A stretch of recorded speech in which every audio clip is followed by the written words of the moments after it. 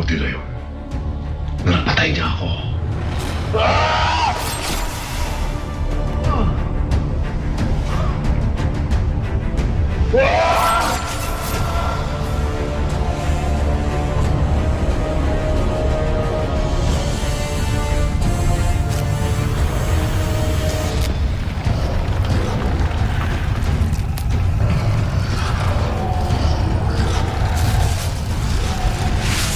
Sinubo ako ng anak ko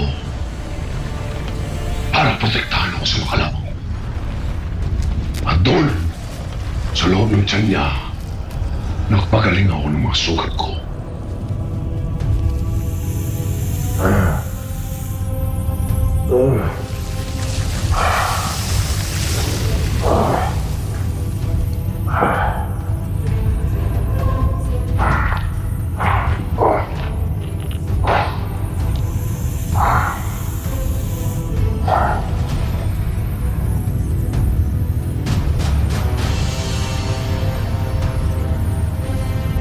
Hindi ako marunong magluto. Kainin nyo na lang ng buo ang mga ito.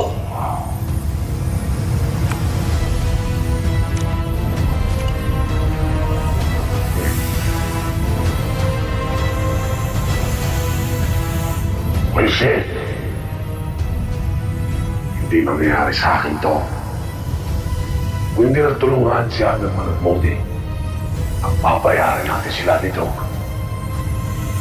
Paano? Eh, hinang-hina ka pa. Mahina ang katawan ko. Pero hindi ang utak ko.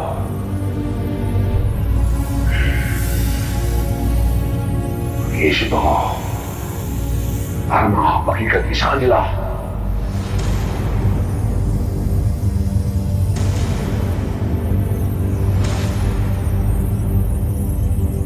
May naisip na ako nito, Hog. Pagbanggain mo si Modi at Hammerman. Gawin mo lahat para magpatayan sila. Para masira ang alyansa nila at mabawasan ang mga kalaban natin. Medyo.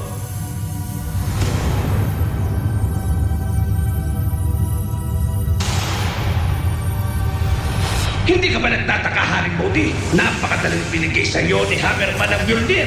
Duda ko, plano niyang hanapin ang Asgardo. At gagawa siya ng sariling armas gamit ito. Kung ganun, babalik tayo ng Midgard. Nasaan ang Asgardum? Sige pa, Haring Modi! Wasakin mo ang buong bayan para makita mong hinahanap mo! Sundan niyo ang Mjolnir. Malari! Nawawala ang Mjolnir! Walang ibang gagawa nito, kundi si Hammerman. Hindi ko ibibigay ng basta-basta sa ito, Modi. Wala ka rin isang salita. Binigay mo na sa akin ang martilyo ng aking ama. Pero naging saim ka rin. Tinatama ko lang ang pagkakamali ko noon. Hindi ikaw ang karapat-dapat para sa Mjolnir. Dahil ginagamit mo to sa kasamaan, Modi. Ang bibigyan kita. Sa Asgard tayo maglalaban. Pero madali kita matatalo. Dahil mahina ka kapag hindi mo hawak ang Mjolnir. Kahit kailan, hindi ka magiging karapat-dapat para sa Mjolnir. Sawa na ako. Patunayan ang sarili ko sa Mjolnir. Wala talagang kakwenta-kwenta ang Modi na yan. Halos makuha na niya ang Mjolnir. Pero nakawala pa dahil sa kainaan ng kukote niya.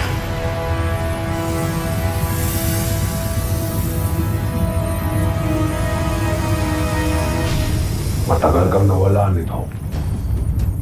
Sabihin mo sa akin at tagumpay ang plano natin. Natalo ko si Modi sa pagkaan.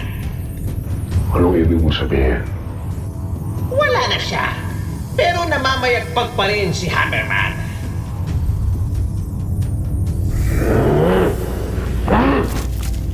Panginoon, huminahon ka. Kalimutan mo na kasi si Hammerman. Sa lagay mo ngayon, wala kang binatbat sa kanya. Lisanin na natin ang Midgard. Humanap na lang tayo ng ibang mundong sasakupin. Hindi masayang manakop ng ibang mundo na mag-isa.